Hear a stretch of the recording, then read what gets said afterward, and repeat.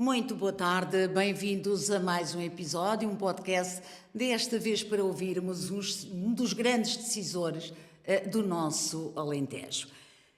E temos connosco hoje o Dr. Arnaldo Frade, ele que é formado em Direito, assumiu o cargo de Delegado Regional do Alentejo do Instituto de Emprego e Formação Profissional em janeiro de 2016, aliás.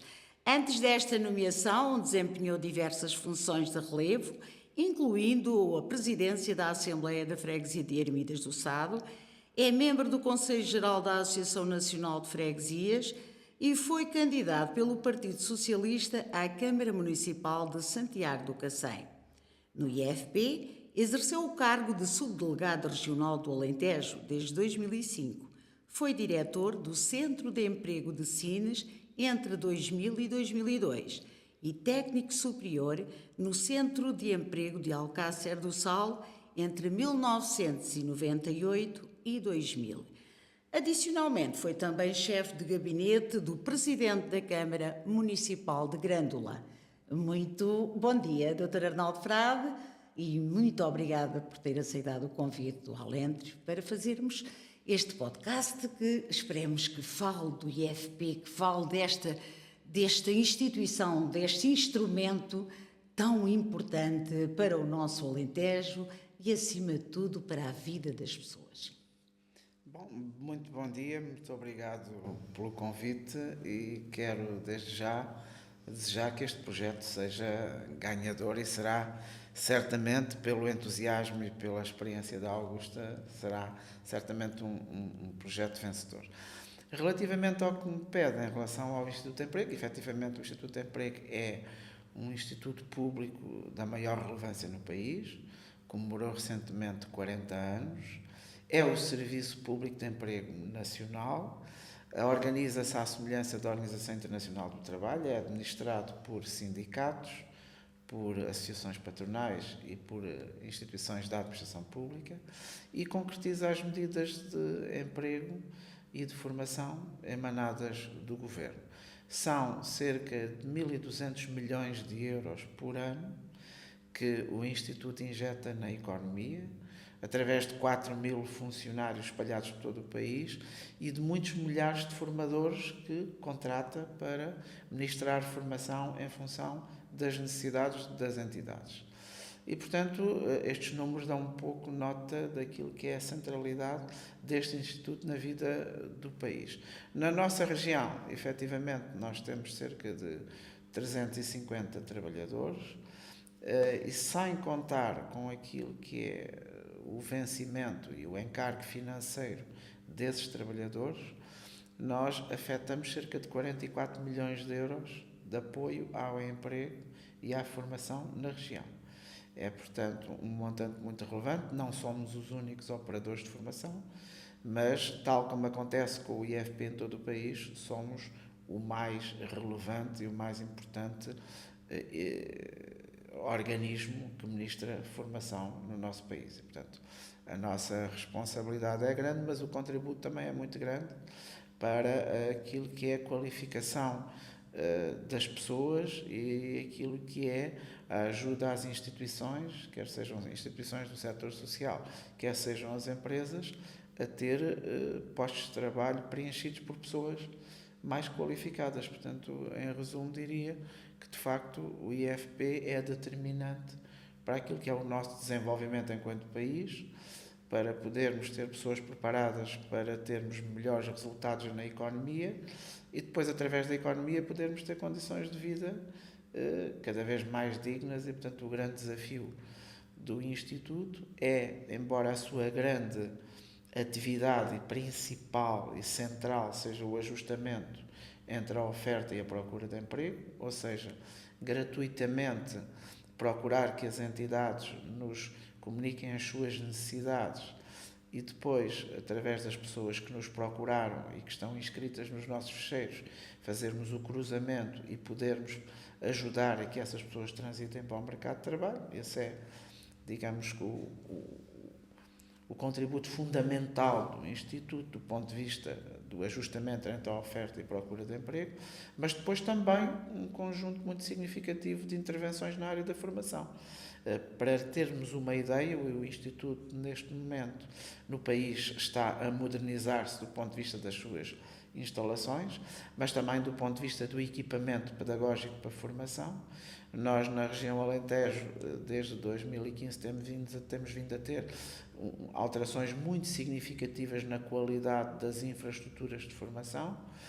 Vamos continuar a ter, nós temos uma previsão para os próximos tempos de investimentos superiores a 20 milhões de euros em infraestruturas, mas também cerca de 7 milhões de euros em equipamento pedagógico para formação, desde a agricultura, à automação, às mais diversas áreas, à restauração, e por isso a nossa atividade é de facto determinante na região.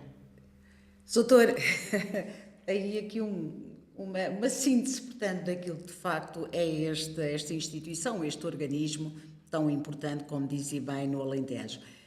Como diz a música, o mundo pula e avança. E ao longo desta década em que está como delegado regional, quais têm sido os maiores desafios?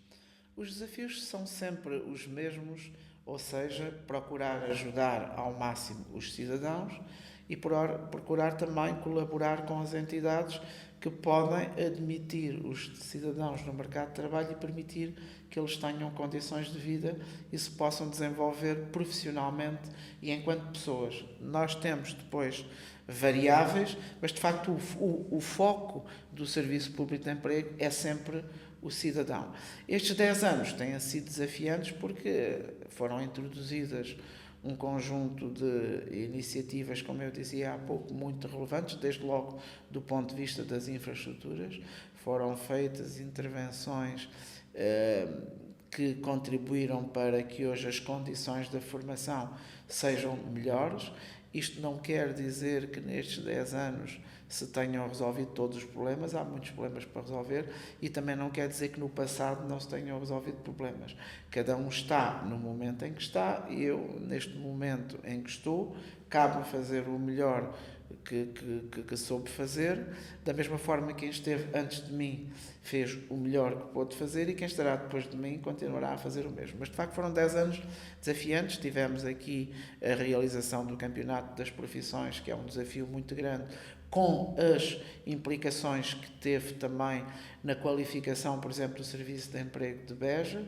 No norte alentejano tivemos, numa colaboração com a Câmara de Ponte de Sor, a possibilidade de criar uma nova secção de formação na área de apoio à indústria, numa área de cerca de 2.000 metros quadrados, com equipamento industrial relevante para essa formação. Depois, em Évora, temos estado a beneficiar a Quinta das Glicínias de uma forma significativa. É uma quinta de 19 hectares que fica em Évora e onde ministramos formação para a agricultura, mas não só. E, portanto, o edificado que temos nessa quinta estava muito deteriorado e temos vindo a fazer intervenções e vamos continuar a fazer e esperamos a curto prazo ter uma adega pedagógica nessa quinta para ajudar na área do vinho também à formação para que os nossos vinhos tenham ainda mais qualidade. E no Alentejo Litoral tivemos um investimento determinante que foi a aquisição das instalações do antigo Piaget, onde funcionava uma universidade, um edifício que já foi construído de raiz para o ensino, que são 64 mil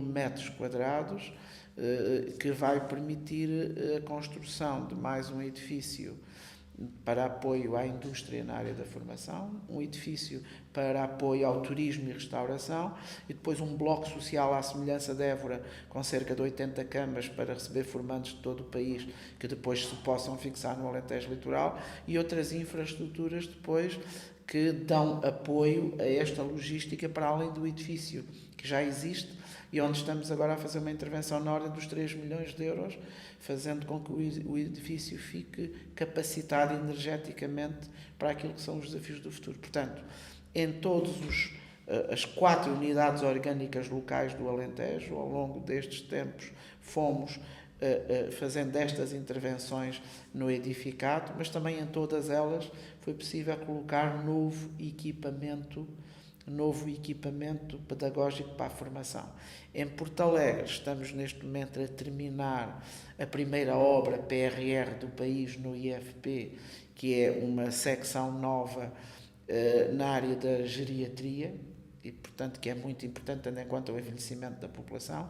E em Beja também estamos em fase final de conclusão, estamos mesmo na fase da entrega da obra, de uma cozinha com 12 postos, à semelhança do sistema Masterchef que vemos muito na televisão, portanto uma cozinha moderna, com todas as condições para formação de qualidade. Portanto, foram 10 anos em que se investiu muito na infraestrutura e se criaram melhores condições ainda para podermos ter uma formação de qualidade. Por outro lado, o país também viveu um sistema de integração de profissionais que trabalharam durante muitos anos na área da formação connosco, mas sem vínculo, e houve uma regularização de vínculos. Isso permitiu também que algumas pessoas entrassem para o Instituto de Emprego, o que estabilizou mais as equipas de formação, sem prejuízo do Instituto sempre se socorrer de prestadores de serviço, porque essa é uma das grandes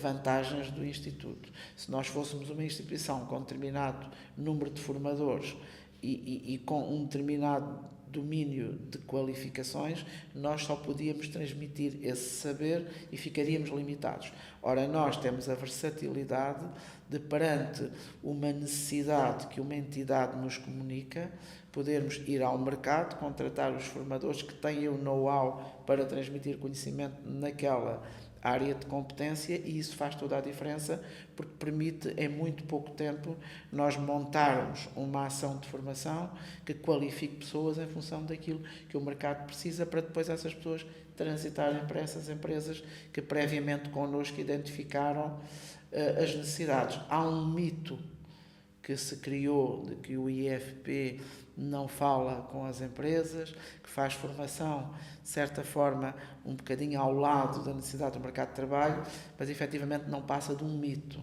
Quando muito, percebe-se mais ou percebe-se menos publicamente, mas a realidade não é essa. Só para dar um exemplo, a questão da Embraer em Évora, todas as pessoas que integraram aquela empresa e com competências pré-universitárias, fomos nós que as formámos em articulação com o grupo.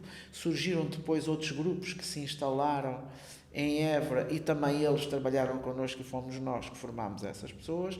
Ensinos, há quase 30 anos que temos uma relação com a Repsol, em que se faz uma alteração geracional dos quadros, e somos nós, a nível pré-universitário também, que em parte os formamos. Portanto, há uma relação que o IFP tem antiga com as empresas e também na região, e portanto por vezes há coisas que são feitas e que não se tem bem a noção delas, mas efetivamente sem pôr de parte a possibilidade de podermos sempre melhorar, mas nós vamos muito à procura de falar com as empresas, perceber as necessidades do mercado e podermos depois também avançar naquilo que são projetos em conjunto para poder ajudar as pessoas a transitar para o mercado de trabalho. Na área do português língua de acolhimento também estamos a fazer um trabalho muito intenso, é outra também novidade, digamos assim, tendo em conta nestes 10 anos, na fase final destes 10 anos, aquilo que é a pressão dos estrangeiros no nosso fecheiro. Cerca de 32% do nosso fecheiro de desempregados são estrangeiros. No Alentejo Litoral são 72% do fecheiro inscrito, das pessoas que estão inscritas são de nacionalidade estrangeira, e nós promovemos formação de aproximação à língua portuguesa, que é também um desafio muito grande, e já formámos centenas e centenas de pessoas que por essa via conseguiram ter mais conhecimento da nossa língua e melhor se organizar no nosso país. Portanto, há um trabalho muito multifacetado do IFP, que é mais visível, outro que é menos visível, mas de facto estas 400 pessoas que na nossa região todos os dias trabalham no IFP desenvolvem um trabalho imenso na concretização desses 44 milhões de euros na economia local. Ora, Soutor, quem gosta do Alentejo, quem o ama, e penso que nós seremos duas dessas pessoas, entre muitos, é um gosto ouvi-lo, não é? É um gosto ouvi-lo porque nos dá uma dimensão do nosso Alentejo que muitas vezes lá está, não se tem essa percepção. De qualquer das formas, a economia a nível global no Alentejo não cresceu assim, pelo menos os últimos dados de 2024, por aí além, à exceção do turismo, que esse foi para lá dos 20%, e por isso é que eu lhe perguntava, portanto, houve a nível da formação uma maior formação para dar resposta a este crescimento que todos os consideramos que é a estrela da companhia, entre aspas, que é o turismo. Portanto, foi preciso, nessas áreas todas que fala da formação, mas apostar mais no turismo para poder dar esta resposta. E já vamos à questão da população migrante, depois um bocadinho mais. Bem, a questão é, o IFP, enquanto serviço público, tem que ter uma preocupação, que é a preocupação de disponibilizar formação nas mais diversas áreas. Nós estamos atentos àquilo que são... Mas depende muito das necessidades. Claro, nós articulamos muitas necessidades, empresa a empresa, na tentativa de conhecer antes e com tempo, em função dos investimentos, quais as necessidades que as empresas vão ter para depois fazermos formação à medida e em função também do número de postos de trabalho que as empresas querem preencher. Obviamente que temos atenção à economia e, portanto, temos formação virada, olhando para a dimensão de cada setor e o desenvolvimento de cada setor, tendo isso em conta. Mas temos de ter, e temos tido sempre, uma preocupação de ter uma possibilidade de banda larga, porque a chamada autonomia da vontade é muito importante nestas matérias, porque nós temos que ter em conta que estamos a lidar com cidadãos, ou seja, indivíduos com direitos e com deveres. E, portanto, nós não podemos pensar que se tivermos um investimento de uma fábrica de borracha numa determinada freguesia, que as pessoas dessa freguesia têm que ir trabalhar para a fábrica de borracha porque o investidor precisa de pessoas. Nem podemos pensar que há uma fábrica de borracha numa freguesia que fechou e, entretanto, abriu um lagar muito importante e todas essas pessoas têm que ir trabalhar para o lagar. Ou seja, as pessoas têm o direito a ambicionar o seu futuro. E, portanto, nós o que temos de fazer é criar condições para que quem goste de trabalhar ou na fábrica de borracha ou no lagar tenha formação para o poder fazer.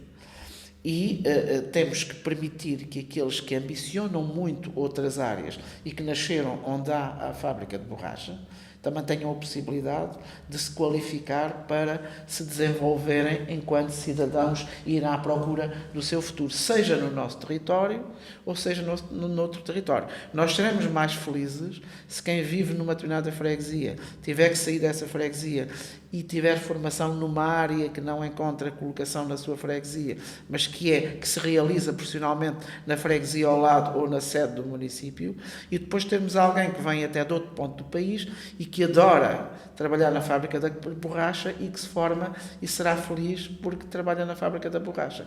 Temos que ter essa consciência de que não estamos a falar com peões que podemos mexer em função da necessidade do mercado de trabalho.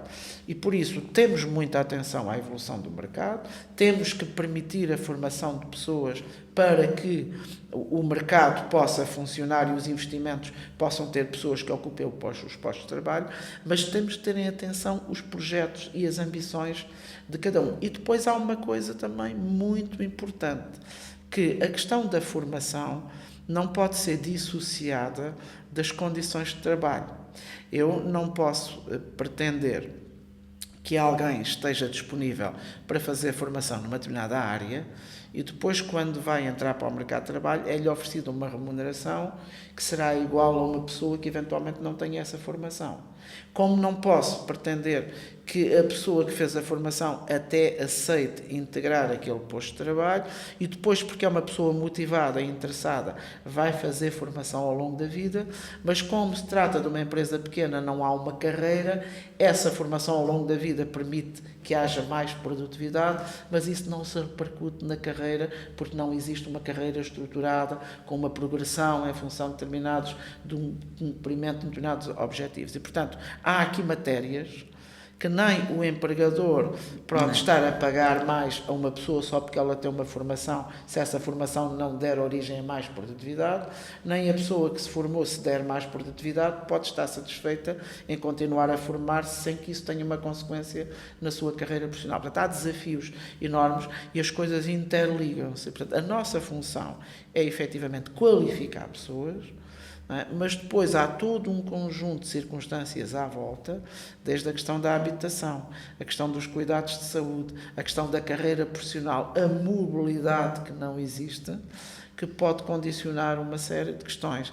E a pergunta que se faz é: se eu tiver um cidadão, tiver condições para proporcionar formação para que ele possa progredir, mas eu não tenho a certeza que ele vai conseguir uma qualificação imediata no mercado de trabalho, a nossa função é não qualificar à espera que isso surja, ou é, enquanto temos meios, dar o máximo de conhecimentos às pessoas para que eles possam organizar a sua vida e poder ter sucesso profissional e pessoalmente.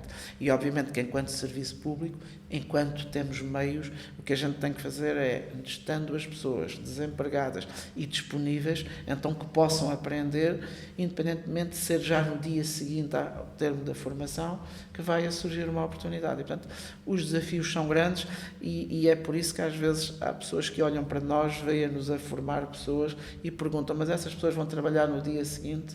Bom, elas podem não ir, mas o nosso desafio é qualificá-las. A menos que se considere que a qualificação não é relevante. A digitalização, e estamos na era da digitalização, da inovação, também tem sido um desafio. E nos 7 milhões de euros que lhe falei de equipamento eram precisamente para esta área. Que veio para a região, nós temos desde equipamentos agrícolas, tratores com georreferenciação, cujo custo individual chega a ser superior a 100 mil euros, a equipamentos de automação, mas também a muito equipamento na área digital.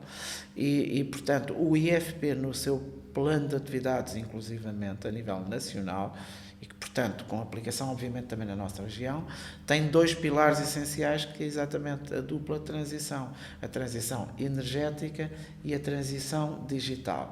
E, portanto, nós temos esse grande foco nessas duas áreas, mas temos também um grande foco na agricultura e na agroindústria, daquilo que é a formação depois na área da transição energética, e depois um aspecto que cada vez mais nós tendíamos, quando digo nós, digo a sociedade, a desvalorizar, mas cada vez mais é mais valorizado na época da robotização, que são as competências transversais. Não só nos domínios das competências que permitem trabalhar em setores diversos e às vezes quase antagónicos, daí serem transversais, mas competências na área do multilinguismo, na área inclusivamente comportamental, na área da inteligência emocional. Quer dizer, há muitos aspectos que tendemos a colocar do lado e aí para os aspectos meramente técnicos, mas há dimensões que cada vez mais os empregadores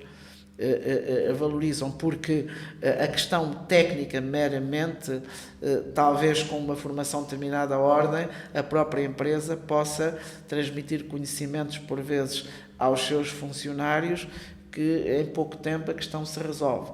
As questões mais ligadas a outro tipo de formação comportamental é muito mais complicado e, portanto, também nós não podemos esquecer essas dimensões que às vezes não damos muita importância, mas que são fundamentais no comportamento das pessoas perante as situações com as quais por vezes são confrontadas.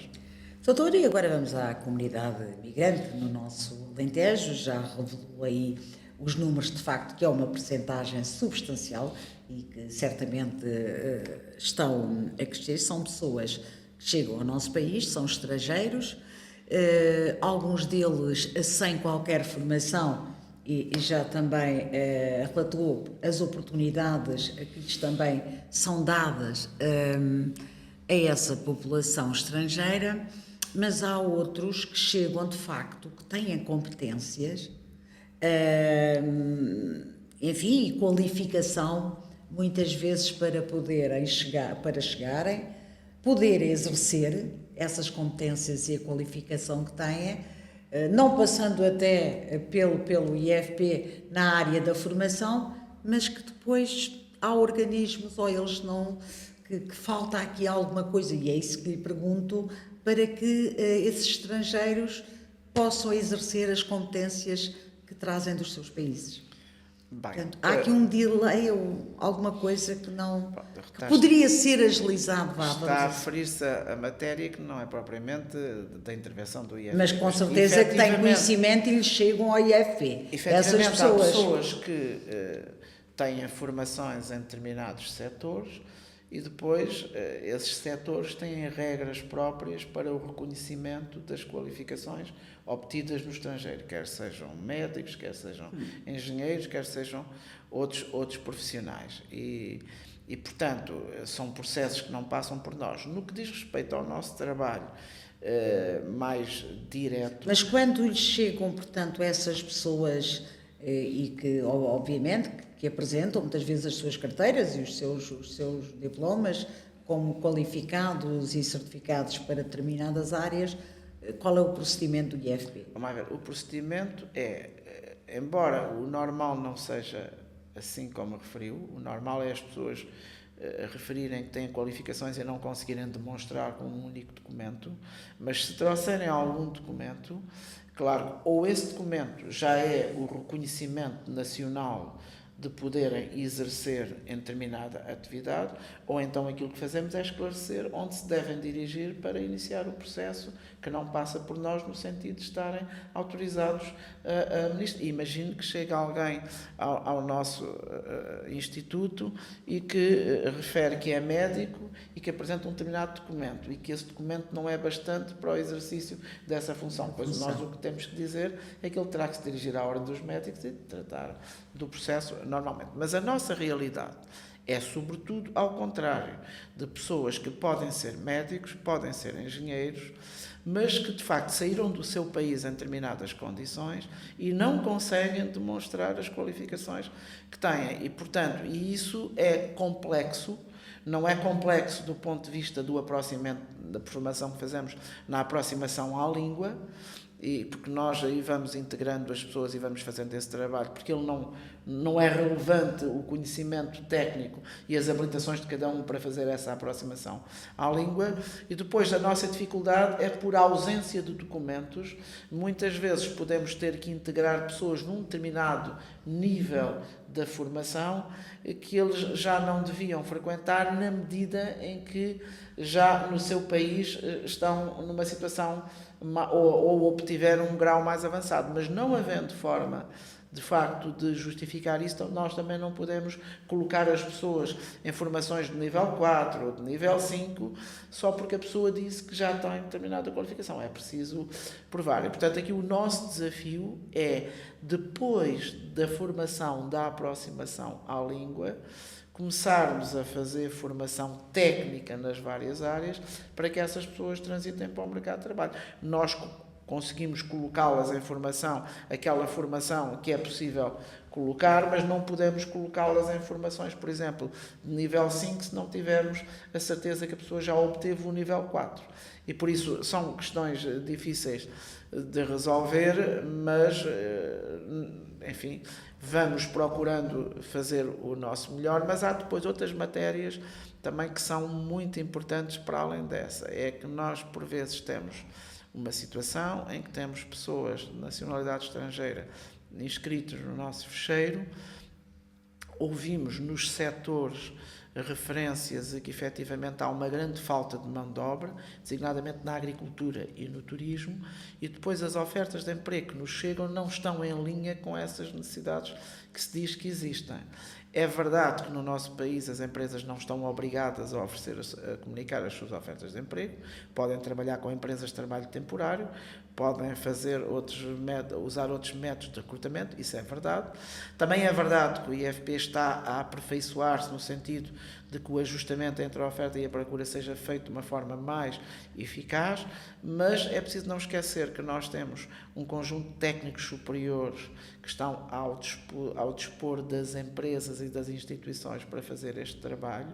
Temos espaços físicos onde podemos receber as empresas para fazerem as suas entrevistas aos desempregados querendo, tudo isso de forma gratuita e, portanto, não é compreensível que as empresas não usem mais os nossos nossos serviços que são gratuitos, quando nós temos um conjunto muito significativo de pessoas Mas inscritas. que no fundo vão usando, peço desculpa interromper, mas que no fundo vão usando, porque também eu ultimamente sei, até porque já temos falado em entrevistas pontuais, de que há uma determinada empresa que se quer implementar em Évora, por exemplo, que sei que já aconteceu, e que dizem, e que chegam ao IFP e dizem, olha, eu preciso de X pessoas formadas nesta área. Certo, mas portanto, isto é o chamado a formação à medida, não é? Certo, mas isso acontece e é outra matéria. Essa refere-se mais àquela que eu falei há pouco e que nós fazemos, portanto, procurando sempre que identificamos um investimento,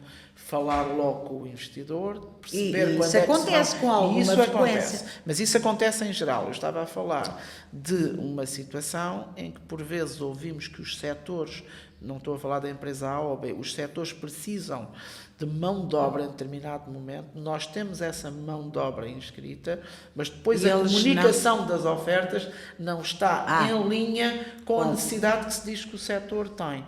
E o que eu estou aqui a querer dizer é lembrar os investidores que o IFP continua disponível e com um número de pessoas inscritas que neste momento ronda os 19 mil, e portanto que as empresas devem usar mais os nossos serviços, como digo, são gratuitos, porque nós queremos também ajudar essas empresas e estas pessoas. Ou seja, o que eu quero dizer é que não faz muito sentido nós termos empresas que precisam de pessoas e não termos essas empresas a comunicar ao Instituto que precisam dessas pessoas. Como digo, elas têm o direito de fazer isso com as empresas de trabalho temporário, com outras instituições legais no país que existem, não estamos a pôr isso em causa. Estou a dizer que seria muito interessante que pudéssemos ter mais lugares vagos, postos de trabalho vagos, para podermos enviar as pessoas que se vêm inscrever ao Instituto de Emprego. Portanto, não estou a dizer que as coisas não existem, estou a dizer, nesta particular dimensão, seria interessante que houvesse uma utilização maior dos nossos serviços, porque, como digo, inclusivamente isso significa um não custo para as instituições.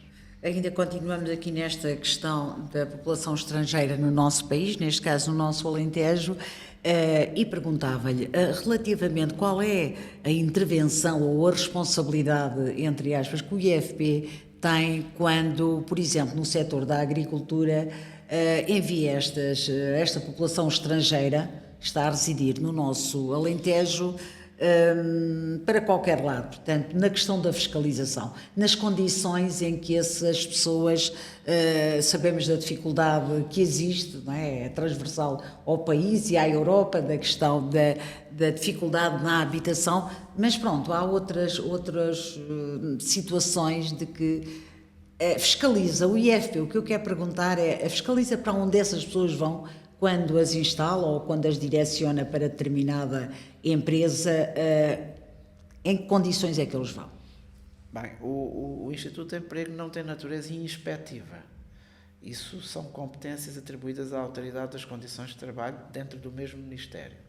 Essa entidade é que fiscaliza as entidades empregadoras para ver do cumprimento das condições de trabalho. Portanto, nós recebemos uma oferta de emprego e temos de verificar a legalidade da oferta de emprego nos termos legais e até de contratação coletiva. Mas, obviamente, a nossa preocupação é que as pessoas tenham boas condições de trabalho, não só ao nível da remuneração, mas depois ao nível das condições do posto de trabalho, e temos feito muitas iniciativas em conjunto com a Segurança Social e com a ACT, temos visitado várias empresas exatamente para garantir, e até do ponto de vista da prevenção, quando temos ofertas de emprego que envolvem um número significativo de pessoas, fazemos visitas às próprias entidades para percebermos as condições. Mas, efetivamente, cabe à ACT fazer visitas às empresas e verificar se, do ponto de vista das condições de trabalho, elas estão a ser preenchidas. A questão da habitação, das condições de habitação, é uma matéria sensível. Obviamente todos estamos de acordo da necessidade em que as pessoas estejam instaladas de acordo com os nossos padrões.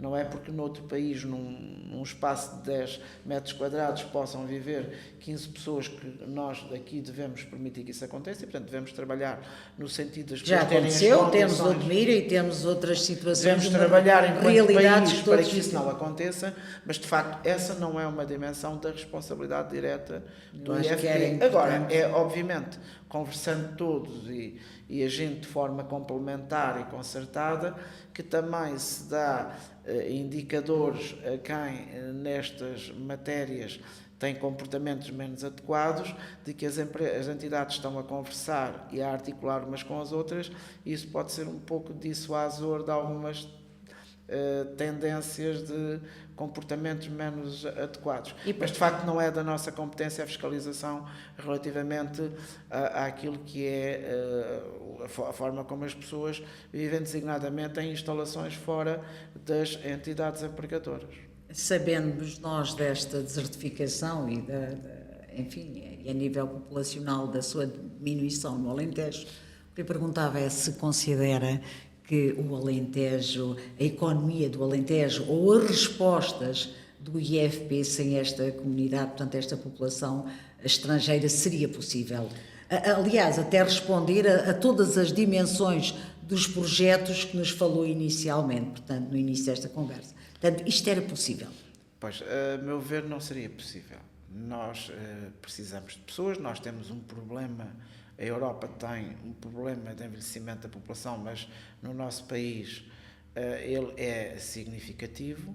Nós, há 50 anos atrás, tínhamos a pirâmide demográfica ao contrário do que temos hoje, tínhamos muita gente a trabalhar e poucas pessoas a receber, portanto, a sua reforma, e, portanto, o sistema suportava confortavelmente essa situação, até porque eram poucas as pessoas com direito à reforma. Isso melhorou do ponto de vista daquilo que é o número de pessoas que têm hoje direito a uma reforma, e a esperança média de vida aumentou e, portanto, isso permite que as pessoas, mais pessoas e durante mais tempo, possam ter uma reforma, mas isso fez com que fique no topo da pirâmide exatamente as pessoas que estão nessa situação, e depois na base da pirâmide, onde há 50 anos atrás tínhamos muita gente a descontar, temos um número de pessoas menos significativo. O que quer dizer que facilmente teríamos uma ruptura e teríamos uma situação de nem sequer termos condições de, ao nível da Segurança Social, podermos suportar as nossas reformas.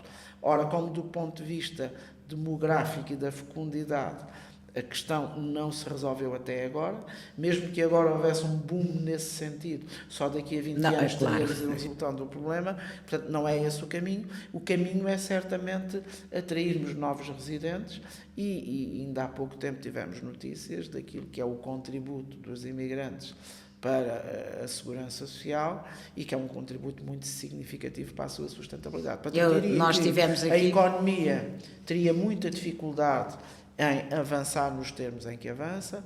Muitos investidores não poderiam pensar nos investimentos como hoje pensam e, portanto, os imigrantes são fundamentais, e isso para nós, a meu ver, não deve ser nada de estranho, porque nós não fizemos outra coisa que não fosse irmos à procura de uma vida melhor por esse mundo fora. E ainda há algum tempo atrás, numa iniciativa onde esteve um secretário de Estado das Comunidades, ele dizia que temos portugueses em quase todos os países de forma oficial. Fará situações em que até podemos ter alguns, por uma razão qualquer, o país não sabe que eles lá estão. E por isso, se nós fomos capazes de ir para fora para procurar uma vida melhor, e se ficamos às vezes enternecidos quando vemos na televisão um português que em Times Square ou qualquer outro lugar conseguiu ter êxito, também temos de perceber que outras pessoas possam ter que sair do seu país de razões várias e procurar uma vida melhor.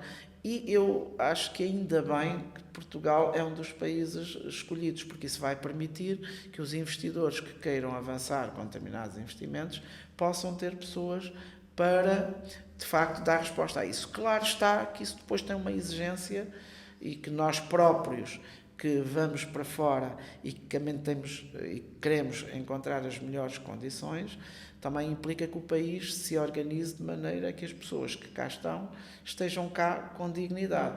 Mas isso implica também lutar contra vários fatores, alguns deles ocultos, e o caminho tem que ser efetivamente dar às pessoas condições dignas e por aí o país poder progredir e crescer. Só nesta sequência, e quase que uma resposta telegráfica, senão não vamos ter tempo para terminar com um outro ponto que tinha aqui para abordarmos. O Governo aprovou recentemente centros, enfim, para os imigrantes que chegam, para aqueles que, sobretudo, que não estão legalizados, pronto, para que de facto essa documentação e essa legalização possa ser feita enquanto estão naqueles centros e não como hoje está a acontecer, legalizados ou não, acabam por se instalar nas regiões.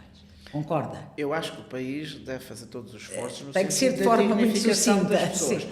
Aquilo que nós vemos junto à Igreja de Arroios há algum tempo atrás não é digno, nós não queremos que nos aconteça enquanto portugueses no estrangeiro, e se tivermos centros onde as pessoas podem ter o seu apoio e possam resolver a sua situação documental para poder integrar o mercado de trabalho, será positivo, porque isso vai ao encontro do nosso humanismo. Também vos facilita também o vosso trabalho, não é?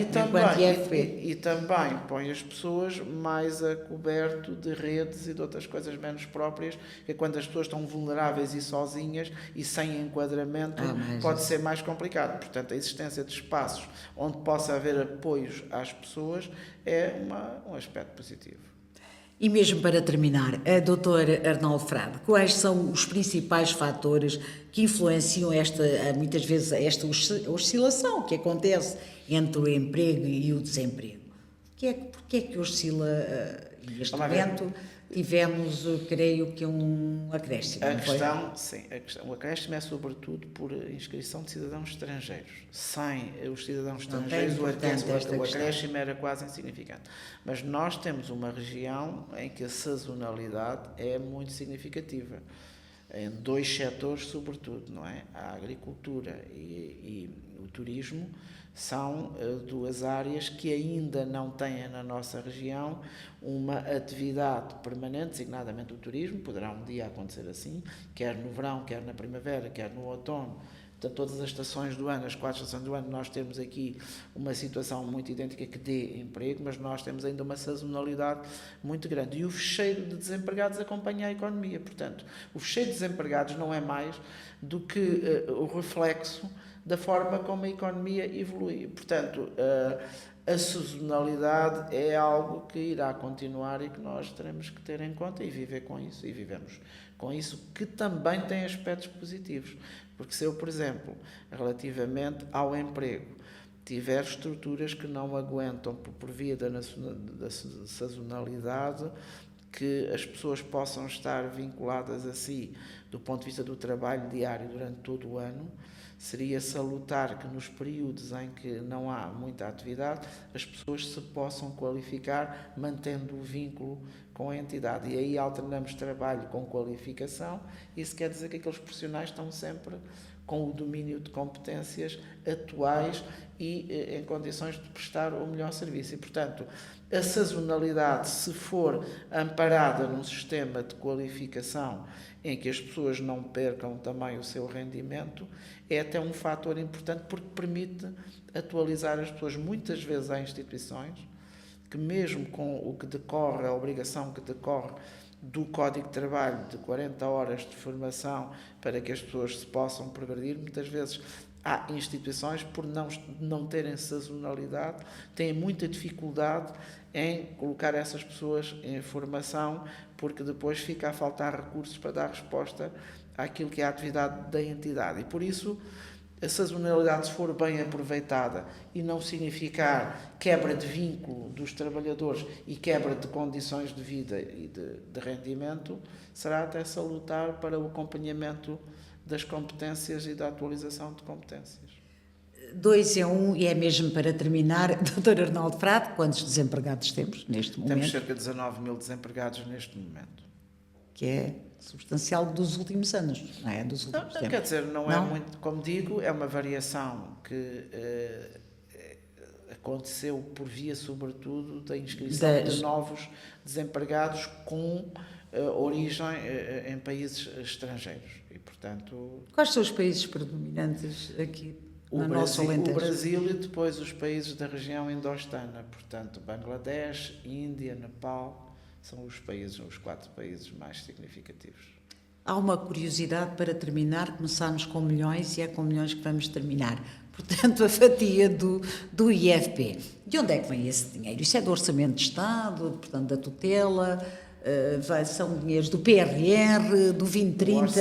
É importante que as pessoas saibam. O IFP financia-se, sobretudo, por 3 fontes de financiamento. É isso que nós queremos saber. Por um lado, através do Orçamento da Segurança Social, por outro lado, através das receitas próprias, e depois o mais significativo são os fundos comunitários, os programas operacionais que o país beneficia e que o IFP se candidata para pôr em prática as suas medidas de emprego e formação. A nível do PRR, por exemplo, qual é o financiamento que neste momento tem assegurado por parte do PRR? São 230 milhões de euros para equipamento e outros tantos para obras e, portanto, é um valor ainda significativo que, enfim, o IFP tem no âmbito do PRR, que é um financiamento à parte daquilo que é... Com execução até 2026.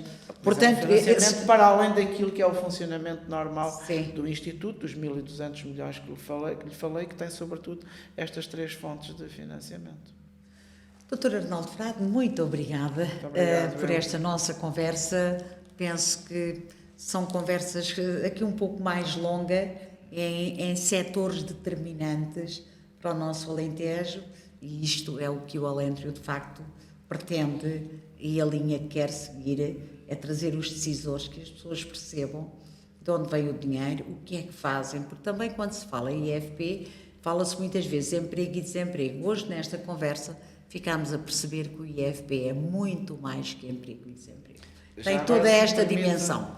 Deixe-me só fazer aqui uma pequena nota, só para dizer que o IFP, para além do trabalho que faz de forma direta, através dos seus serviços e com o seu símbolo, entendeu nos anos 80 criar um conjunto de centros de formação mais específicos com os vários setores de atividade, daí a existência do CFPIC na área do calçado, do CEART na área do património, do CENFIM na área da metodologia, e criou agora o Centro de Formação para a Transição Energética, que eu faço aqui referência a ele porque é o único centro dos 28 que o IFP tem com sede no Alentejo e que a partir daqui vai fazer formação em transição energética, ação climática e energias renováveis em todo o continente nacional e, portanto, é mais uma responsabilidade para o Alentejo, mas tendo em conta aquilo que foi o encerramento da central termoelétrica de Sines, o Governo entendeu criar a sede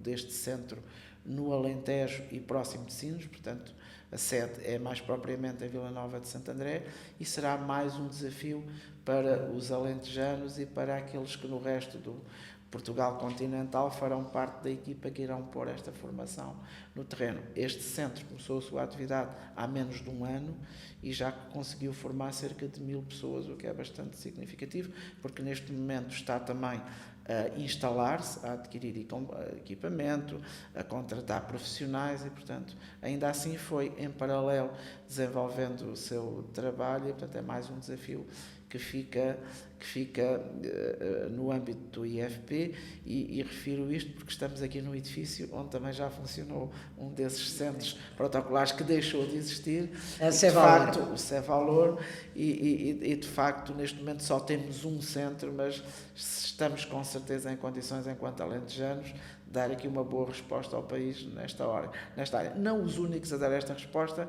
mas a contribuir para uma resposta importante. Doutor, percebeu que não esgotámos o tempo, não esgotámos os assuntos, nem tudo aquilo que haveria para falar sobre o IFP na nossa região Alentejo. Portanto, vamos ter que fazer uma segunda conversa, não sei quando, mas ficámos muito aquém. No entanto, penso que, enfim, reportarmos aqui um bocadinho pelo delegado regional do IFP, do Alentejo, aquilo que são as funções, as competências também, não chegámos às competências, mas percebemos através dos projetos e tudo aquilo que foi aqui relatado a importância, e volto a referir, deste organismo no Alentejo. Muito obrigada. Muito obrigado, eu.